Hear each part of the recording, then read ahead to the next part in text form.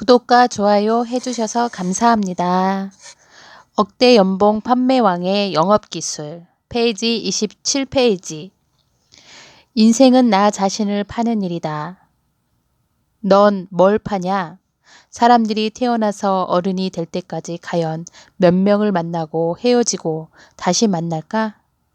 가끔 이런 생각을 해본다. 만날 사람은 만난다. 인연이 있으면 또 만난다. 옷깃만 스쳐도 인연이다. 한용운 시인의 님의 침묵에 이런 구절이 있다. 우리는 만날 때에 떠날 것을 염려하는 것과 같이 떠날 때에 다시 만날 것을 믿습니다. 아, 님을 갔지만은 나는 님을 보내지 아니하였습니다. 제 곡절을 못 이기는 사랑의 노래는 님의 침묵을 휩싸고 돕니다. 어릴 때 책상 앞에 붙여놓고 수없이 외웠던 시다.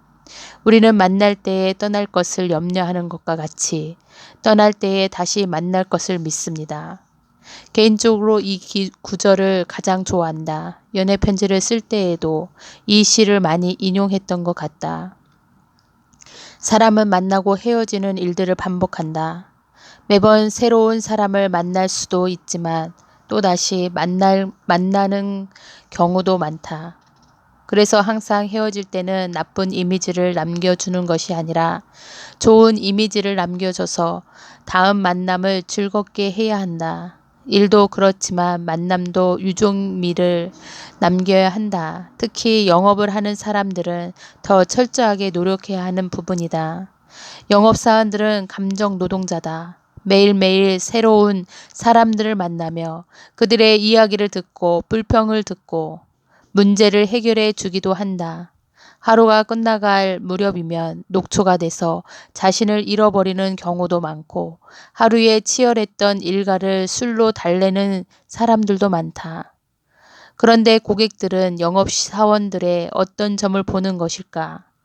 영업사원이 파는 상품을 보는 것일까? 영업사원의 회사를 보는 것일까? 아니면 영업사원의 스펙을 보는 것일까? 어쩌면 이런 것들은 기본적인 것이다. 사람들은 영업사원의 외모, 말투, 습관, 억양, 제스처, 마음가짐, 표정, 이 모든 것을 본다. 바로 그 사람의 라이프 스타일을 보는 것이다. 그래서 영업은 라이프 스타일을 판다는 말도 있다. 예전에 영업을 시작할 때 선배 영업사원이 내게 물어봤다. 넌 뭘 파냐? 전 자판기를 팔고 있습니다. 당시 대학교 4학년 2학기 LG 자판기를 취업을 나갔을 때였다. 선배는 다짜고짜 물어봤기에 어떨결에 자판기를 판다고 이야기했고 그것이 사실이었다. 내가 하는 일은 가가호호 다니면서 자판기 영업을 하는 것이었다. 사람들은 만나서 상품 설명을 하고 자판기를 설치하면 이윤이 이렇게 나고 꼭 필요한 상품이라고 설득하면서 영업을 하는 것이 주요 일이었기 때문에 그렇게 대답을 한 것이다. 그런데 선배는 내게 이상한 말을 했다. 야, 너를 팔아야지. 무슨 자판기를 팔고 있어? 아니, 그게 무슨 말인가? 나를 팔라니? 내가 얼마짜리인 줄 알고 나를 팔라는 거야. 내가 노예야? 사고 팔고 하게? 속으로 많은 생각을 하게 됐다. 그런데 선배는 고객은 내가 파는 상품을 보겠지만 제일 먼저 너를 먼저 보는 거야. 너의 외모, 옷 입는 스타일, 구두, 시계, 가방, 말투, 그리고 너의 손톱 밑때까지 한눈에 너의 모든 것을 스캔해서 본다. 이게 무슨 말인지 알겠어? 바로 너의 라이프 스타일을 보는 거라고. 라이프 스타일. 그때서야 이해가 됐다. 영업사원은 물건을 팔기 앞서 나의 라이프 스타일을 파는 것이라는 것을. 물론 항상 깔끔하게 영업사원의 외모와 마인드를 갖고 영업을 하긴 했지만 선배의 말을 듣고는 새삼 나를 돌아보게 됐다. 나의 말투는 좋은가? 천천히 또박또박 말을 하고 끝을 흐리지 않은가? 와이트 셔츠는 잘 다려져서 깨끗한가? 구김이 있지 않은가?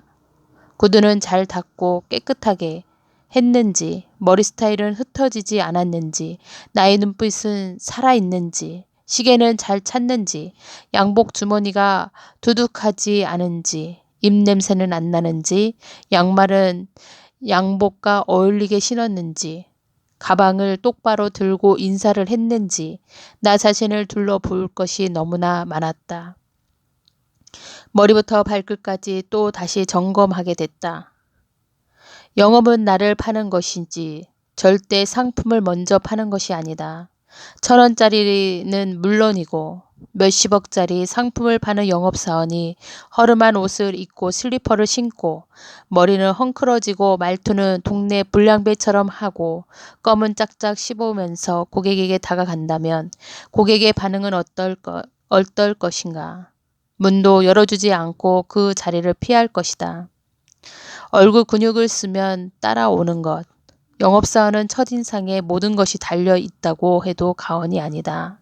화나에서 신입사원 교육을 맡아서 했는데 화나 호텔 앤드로이조트는 고객 접점에서 항상 웃으면서 감동의 서비스를 해야 하는 회사다. 그래서 신입 직원들이 오면 제일 먼저 스타일과 인사하는 법을 배우게 된다. 그리고 내적인 마인드와 여러 가지 에티켓을 배운다. 내가 신입사원 교육과정에서 2시간가량 교육을 할 때 첫 시간에 했던 것이 웃음 치료였다. 나는 웃음 치료 자격증이 있다. 내가 권유해서 딴 것은 아니고 회사에 필요해서 딴 것도 아니다. 나 스스로 웃음이 더 필요해서 그리고 다른 사람들에게 웃음을 줄까 하고 자격증을 땄던 것이다. 그날은 웃음 치료 시간이 정규 교육에 들어가 있지 않았지만 내가 깜짝 교육으로 넣었던 것이다. 신입사원들이 2박 3일로 교육을 받다 보니 많이 지쳐 있었다. 옷도 편한 스타일이 아니라 거의 정장을 입고 교육을 받고 있었기 때문에 다들 힘들어 보였다. 나는 상품 교육만 하게 되어 있었지만 특별히 웃음 치료 교육을 1시간 해주기로 했다. 웃음 치료 교육은 특별한 것이 없다. 그냥 1시간 내내 웃게 만들고 웃으면 되는 것이다. 행복해서 웃는 것이 아니라 웃어야 행복하다라는 말이 있듯이 내가 웃으면 다른 사람도 행복해지는 것이다. 사람의 얼굴 근육에서 웃을 때 필요한 근육의 수는 14개인데 찡그리거나 인상을 쓰는 표정을 지을 때는 무려 72개의 얼굴 근육을 쓴다고 한다. 그래서 웃는 것이 얼굴을 찡그리는 것보다 훨씬 쉽다. 신입 직원들은 1시간 내내 웃으면서 표정이 완전 달라지고 피로를 모두 잊은 듯 했다. 나 역시 너무 많이 웃어서 얼굴이 당길 정도였지만 기분이 상쾌하고 피곤도 다 사라졌다. 얼굴에 미소가 가득하면 그 사람한테는 좋은 기운이 나와서 사람들이 피하는 것이 아니라 좋은 기운에 이끌려 다가오게 되어 있다. 영업을 할 때 방정맞게 마구 웃으면서 인사를 하는 것이 아니라 평소에 웃는 연습과 미소를 열심히 연습하면 자연스럽게 미소가 정착이 되고 편안한 인상을 주어서 고객과의 첫 대면에서 굉장히 호감을 갖게 만든다. 그러면 고객은 내게 마음을 열게 되고 적극적으로 나의 설명을 듣게 된다. 영업이 단순히 상품만 파는 것이라면 영업사원은 필요 없을지도 모른다. 그런데 상품만 파는 것이 아니라 그에 앞서 먼저 나를 파는 것이고 나의 진심과 가치를 먼저 팔아야 고객은 진정한 내 사람이 된다. 어떻게 원하는 것을 얻는가? 사무실 문 첫째로 열기. 스튜디오 다이아몬드의 어떻게 원하는 것을 얻는가라는 20년 연속 와튼스쿨 최고 인기 강의가 책으로 나왔다. 그 책에서 스튜디오트는 이렇게 말한다. 이 책은 누구나 원하는 것을 얻을 수 있다는 긍정의 메시지를 담고 있다. 나는 이 책을 읽는 독자들의 삶에 실질적인 도움을 주기 위해 책을 썼다. 단언컨대 누구든지 나의 성격의 소유자든지 책 속의 내용을 충실히 읽힌다면 상대가 누구라도 훌륭한 협상가가 될 수 있다. 나는 이 책을 2012년에 읽었다. 그런데 스튜디오트의 책 속에 나온 훌륭한 협상은 이미 2003년 최연소 최단 시간으로 팀장에 오를 때 활용했었다. 삼성 S1에서 영업사원 전국 1등을 하고 다른 영업을 배워 볼까 하고 알아보다가 2003년 9월 대명 리조트에 입사했다. 리조트 분양은 부자들 또는 기업에 파는 아주 고급 영업, 부자 영업이었다. 수당도 다른 영업에 비해 아주 많아 보여서 가감히 입사 지원을 했고 바로 다음날 출근했다. 그런데 출근하고 보니 대부분 나보다 나이가 많은 영업 베테랑들이 모여 있었다. 억대 연봉자들이 즐비했고 매일 축제 같은 곳이었다. 그 당시 영업사원들의 수당을 월급이 아닌 주급으로 주었기 때문에 곳곳에 수당을 많이 받은 사람들은 잔치 분위기였다. 신입사원으로 아무것도 모르고 들어간 나는 어리둥절할 뿐이었다. 그때 생각한 것은 이곳은 돈을 많이 벌 수 있는 회사구나였다. 그 당시 리조트 영업은 누가 제대로 교육을 시켜준 적이 없었다. 내가 소속한 제2영업사업부 국장이었던 전 국장님이 직접 리조트를 설명해주고 영업을 가르쳐 주었다. 전 국장님 역시 대명의 영업으로 톱을 달리던 베테랑 영업사원이었기에 잘 가르쳐 주었다. 조금씩 영업을 배워나갔고 처음이라 실적이 그다지 좋지 않았지만 열심히 일했다. 입사 다음날 아침 7시 출근하니 국장님이 나와 있었다. 우와, 내가 1등인 줄 알았는데 먼저 나와 계시구나. 그래서 성공을 하는구나. 그래서 다음날 더 일찍 6시 40분에 출근을 했다. 아무도 없었다. 사무실 불을 켜고 자리에 앉아서 하루를 설계했다. 그렇게 매일 누구를 만나고 우편물을 몇 통 보내고 영업은 어디로 갈까 하고 계획하고 열심히 영업을 했다. 시간이 지나면서 조금씩 실적이 올랐고 자리를 잡기 시작했다. 입사한 지 3개월 정도 지났을 때 전체 팀 개편이 있을 거라는 소식을 들었다. 그 순간 이것이 기회가 될 것 같았다. 팀장이 되고 싶었다.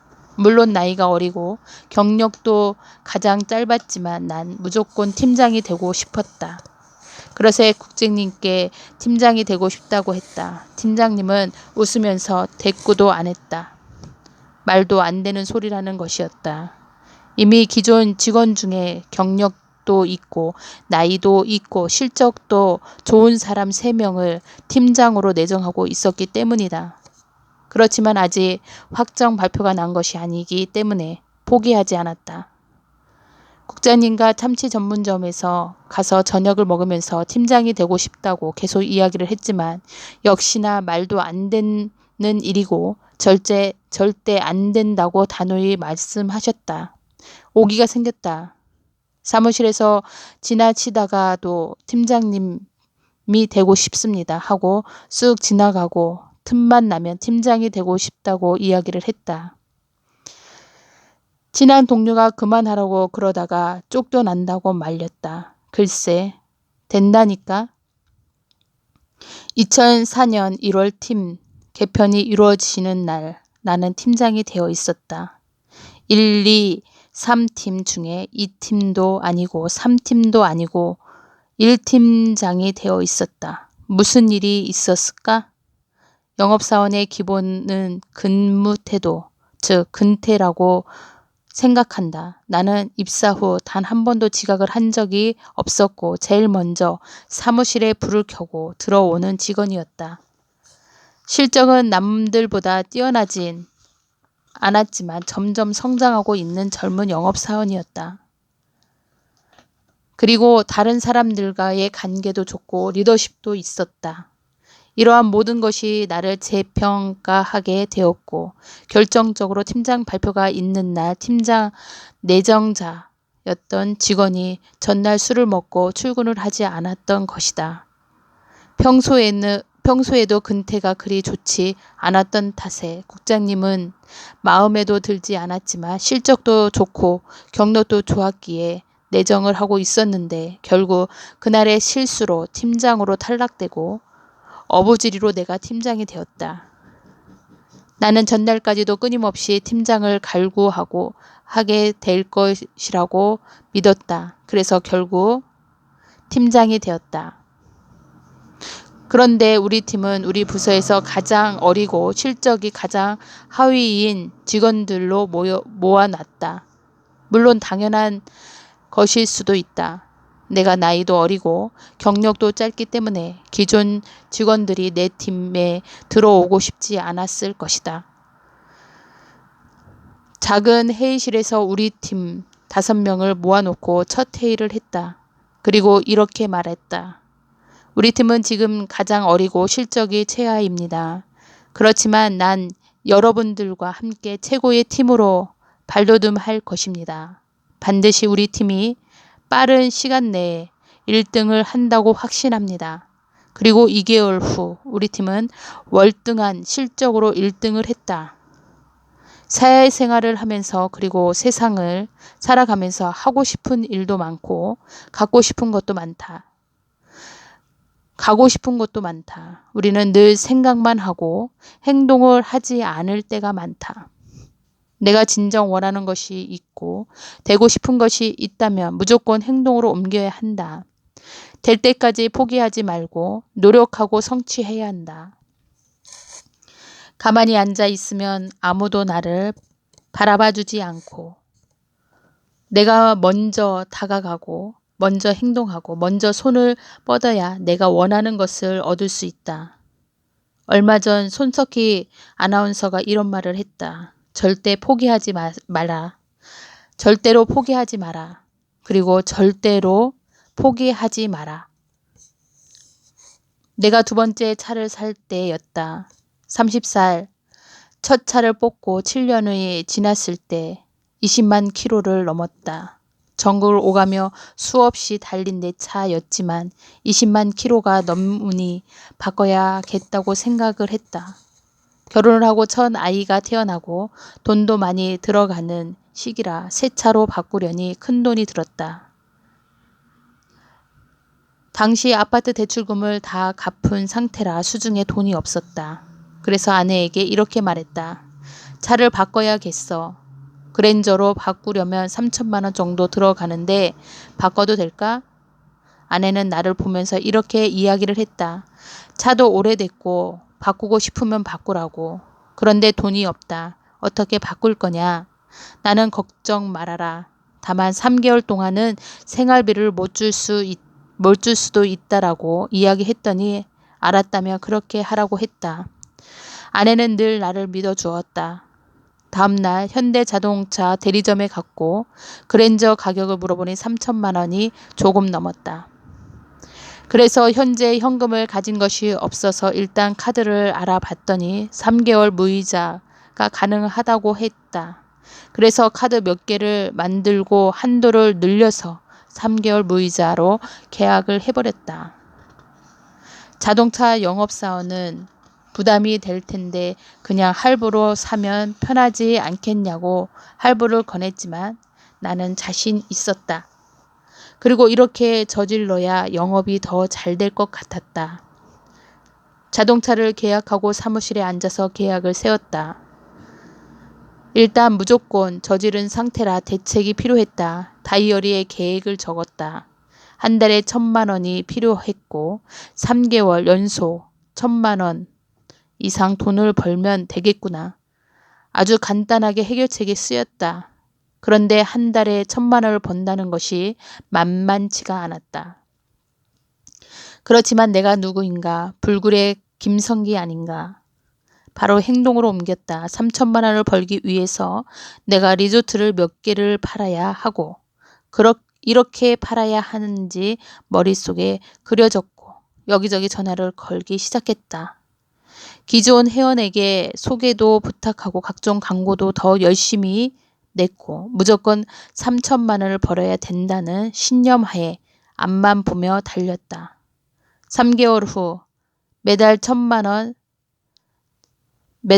원씩 3개월 할부 카드 값을 모두 갚았다. 아내는 그런 나를 보고 대단해.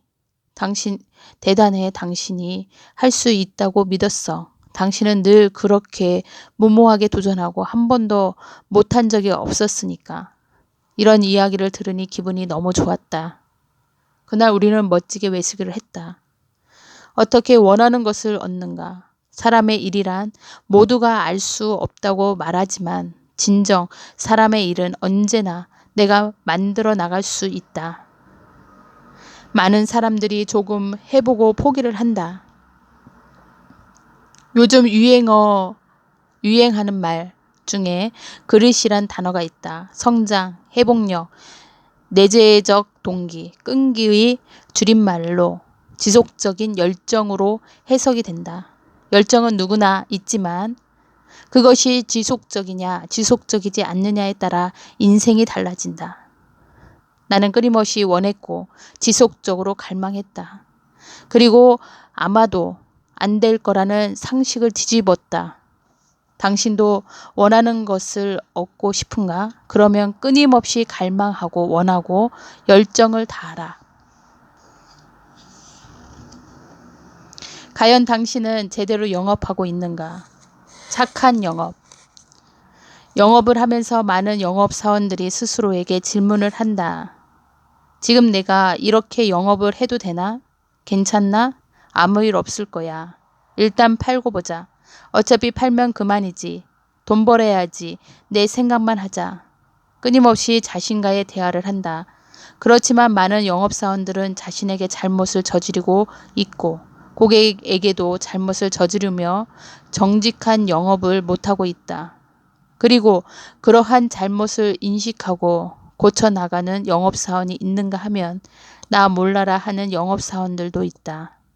우리는 어떤 영업사원이 될 것인가? 정직과 신뢰를 주는 영업사원이 될 것인가?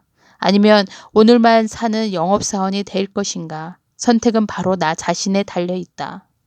대학교 4학년 2학기에 취업을 나왔다. 서울에 있는 LG 자판기 판매 사업을 하는 곳이었다. 입사 원서를 내고 면접을 보고 바로 다음날 취업을 해서 자판기 영업을 시작했다. 물론 LG 자판기를 파는 곳이지만 자판기 판매 전문 회사 같은 곳이었다. 그때가 2001년이었다. 커피 자판기 시장은 하향세에 접어들고 있었다.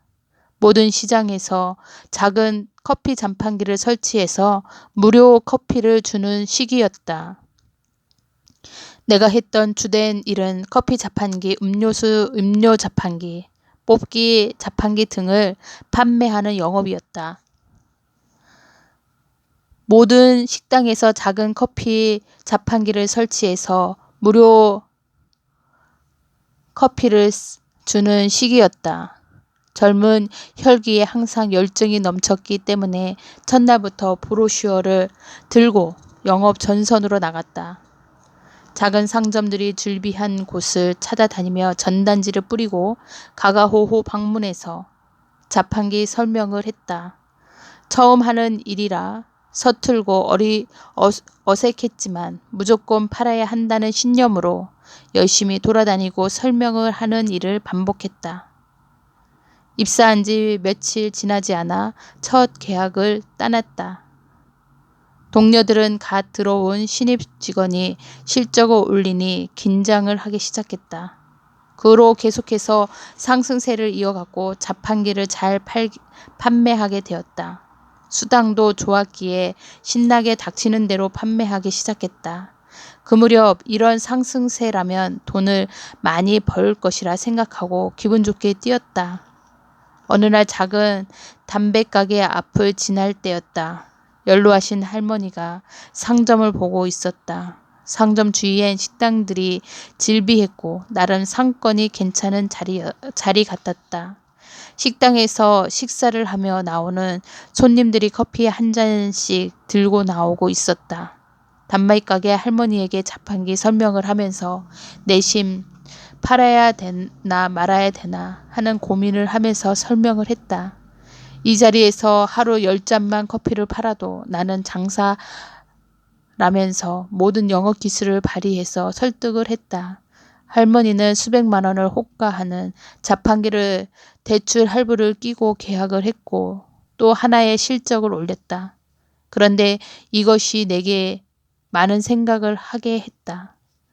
자판기를 팔면서 무슨 생각을 했는가? 단지 나의 실적과 돈만 벌려고 했는가? 할머니를 생각하고 팔았는가? 할머니는 한 푼이라도 더 벌고자 내 말을 믿고 계약을 했는데 지금 무슨 짓을 한 것인가? 이런 질문들을 스스로에게 하니 모두가 나만을 위한 것이었고 할머니를 전혀 배려하지 않은 나쁜 판매라는 결론이 나왔다. 할머니는 어떻게든 살아보려고 자판기를 놨지만 내가 봤을 때 그 상권에서 자판기를 솔직히 장식품으로 전락될 가능성이 많았다. 양심의 가책을 느꼈고 이러면 안 될 거라 생각을 하고 다음날 할머니를 찾아가서 계약을 해지하자고 했다. 할머니는 놀랐지만 나의 설명을 듣고 고마워했다. 안 그래도 많이 불편해 하셨다고 했다. 그리고 회사에 돌아와 해약 설명을 하고 사표를 냈다. 대표는 누구보다도 자판기 실적이 좋은 내가 갑자기 그만둔다는 말에 놀랐고 힘들여 설득을 했지만 나는 확고했다. 다시는 어려운 사람들에게 등쳐먹듯이 물건을 팔고 싶지 않았다. 제대로 된 영업을 하고 싶었고 기왕이면 가난한 사람들보다 부자들에게 영업을 하고 싶었다. 유혹에 저울 때 영업을 하면서 수없이 많은 딜레마에 빠진다. 내가 하고 있는 영업이 좋은 영업인지 나쁜 영업인지 내가 하는 방법이 맞는 방법인지 아닌지 영업을 해서 돈을 많이 벌 수 있는지 적게 버는지 영업을 계속 할 것인지 그만둘 것인지 하루에도 수백 번 더 고민을 하고 갈림길에 빠진다. 이것은 내가 뚜렷한 목표가 없기 때문이다. 장기적인 목표를 세우고 내가 앞으로 영업으로 어떻게 인생을 펼칠 것인가? 내가 추구하고 갈망하는 것이 무엇인가? 어떤 목표가 있어야 흔들리지 않는 것인가? 또한 정도의 영업을 해야만이 떳떳한 영업사원이 될 수 있다. 눈앞의 실적만을 생각한다면 고객의 입장을 고려하지 않게 되고 물건을 판매하긴 했지만 고객은 피해자가 될 수도 있다. 영업사원은 그러한 모든 점을 간과해서는 안 된다. 나는 곧바로 삼성, S1, 세콤 영업, 리조트 영업 등 부자를 상대로 하는 영업으로 방향을 바꿨다. 리조트 영업은 경쟁이 엄청 치열하다. 우리나라 부자 동네, 부자 아파트에 가보면 리조트 홍보 우편물이 가득하다. 그 속에서 다른 경쟁사와 경쟁을 하는 경우도 많지만 같은 회사 영업사원끼리의 소리 없는 전쟁도 치열하다. 누가 먼저 만나느냐는 중요하지 않다. 먼저 계약하는 사람이 승자다. 서로 물고 뜯고 상처받는 일들이 비일비재하다. 내가 한창 억대 연봉으로 잘 나가던 시절이었다. 어느 날 선배 영업사원한테 연락이 왔다. 김 팀장, 이번에 계약한 사람 어떻게 계약했어? 무조건 김 팀장하고 계약한다고 했던데 비법이 뭐야? 내가 알아봤는데 여러 영업사원들이 김 팀장이 계약한 고객에게 여러 가지 혜택을 더 주고 할인해 주고 감원 이설을 했다는데 김 팀장하고 계약한다고 했다고 하던데 더 많은 혜택을 줬어? 이런 질문을 받곤 한마디만 했다. 저 모르세요? 당시 나는 고객에게 혜택이나 할인을 단 한 개도 더 주지 않는 사람으로 유명했다. 혜택을 더 주고 판매하는 것은 회사에서도 엄격히 규제하는 것이기 때문에 그렇게 영업을 하고 싶지 않았다. 선배는 김 팀장, 절대 그렇게 영업하는 사람이 아니지. 알겠어 하고 전화를 끊었다. 내 영업의 철칙은 본연의 상품을 제대로 파는 것이다. 다른 어떤 혜택과 할인으로서 유혹해서 물건을 팔고 싶지 않았다. 나 자신을 팔고 신뢰를 팔아서 고객이 나를 믿고 제대로 사게 하는 것이 목표였다. 또한 부자들은 작은 감언이설로 쉽게 넘어가지 않는다. 그리고 함부로 조언을 하거나 의시되지도 않는다. 부자들이 많이 만나면서 이들이 왜 부자가 되었는지 크게 배울 수 있었다. 계약을 마치면 고객에게 꼭 이런 말을 한다. 사장님은 오늘 저를 알게 되어서 큰 행운을 얻은 겁니다. 그러면 고객은 큰 웃음을 지으면서 앞으로 잘 부탁한다고 한다. 고객을 대할 때는 항상 같은 위치에서 대화를 해야 상대방도 나를 인정하고 신뢰하게 된다. 마지막에 자신감 있는 한마디는 고객에게 오래 기억되게 된다. 영업을 한다는 것은 단순히 물건을 파는 것이 아니다. 나를 파는 것이다. 나의 행동, 말투, 생각, 외모 등 외적인 것과 내적인 나를 파는 것이다. 눈앞의 이익만 생각하고 물건을 파는 것은 장사꾼이나 하는 것이고 진정한 영업사원은 진심으로 고객에게 제대로 판다. 이것이 나와 고객을 모두 만족시킬 수 있는 진정한 영업이다.